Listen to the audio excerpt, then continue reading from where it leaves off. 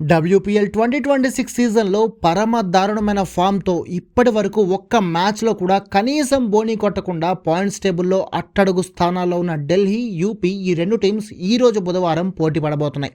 ఈ మ్యాచ్ రెండు టీమ్స్కి చాలా క్రూషియల్. ఎందుకంటే ఆల్రెడీ ఈ రెండు టీమ్స్ ఆడిన రెండు మ్యాచ్ల్లోనూ ఓడిపోయాయి.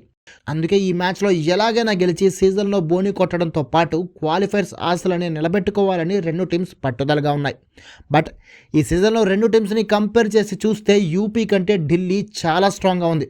వన్డే వరల్డ్ కప్ ఫైనల్ ఆడిన 6 ప్లేయర్లు ఢిల్లీలో ఉన్నారు. షెఫాలి వర్మ, జెమిమా రోడ్రిగస్, లోరా వాల్వార్డ్, శ్రీచరణి వీళ్లలో టాప్ ప్లేయర్స్. గుజరాత్తో మ్యాచ్లో కూడా లెజిలిలీ, లోరా వాల్వార్డ్, జెమిమా రోడ్రిగస్ అద్భుతంగా ఆడారు. సో వీళ్ళ బ్యాటింగ్ చాలా బలంగా ఉందని క్లియర్గా మనకు అర్థమవుతుంది.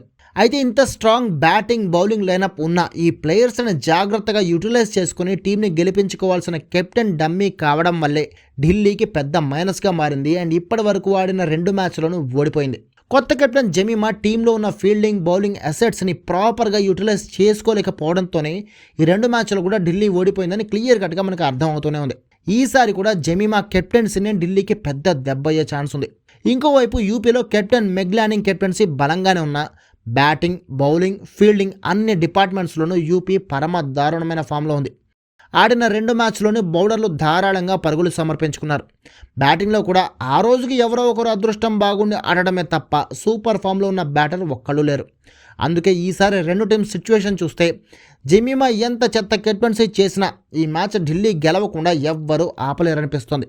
అంతేకాకుండా ఈ రెండు teams head to head history చూసినా ఢిల్లీనే డామినేటింగ్గా ఉంది.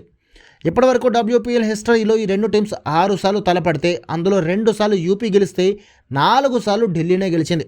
దానికి తోడు బ్యాటింగ్ సూపర్గా సపోర్ట్ ఇస్తున్న DY పాటిల్ స్టేడియంలోని ఈ మ్యాచ్ జరగబోతోంది. కాబట్టి ఢిల్లీ బ్యాటర్లు రెచ్చిపోవడం, మ్యాచ్ గెలిచేయడం పక్కా అనిపిస్తోంది. అయితే ఇక్కడ యూపీకి ఉన్న ఒకే ఒక్క పాజిటివ్ పాయింట్ మెగ్లానింగ్. లాస్ట్ సీజన్లో ఢిల్లీని ఫైనల్ వరకు తీసుకెళ్లిన మెగ్లానింగ్కి ఢిల్లీ టీంలో ఉన్న ప్లస్లు, మైనస్లు బాగా తెలుసు. సో ఆ వైపు నుంచి మెగ్లానింగ్ పర్ఫెక్ట్ ప్లానింగ్ చేయగలిగితే మాత్రం యూపీకి కూడా గెలిచే ఛాన్స్ ఉంటుంది.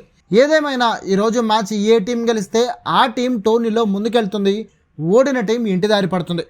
మరి ఈ మ్యాచ్లో ఎవరు గెలుస్తారని మీరు అనుకుంటున్నారు? కామెంట్ చేసి చెప్పండి.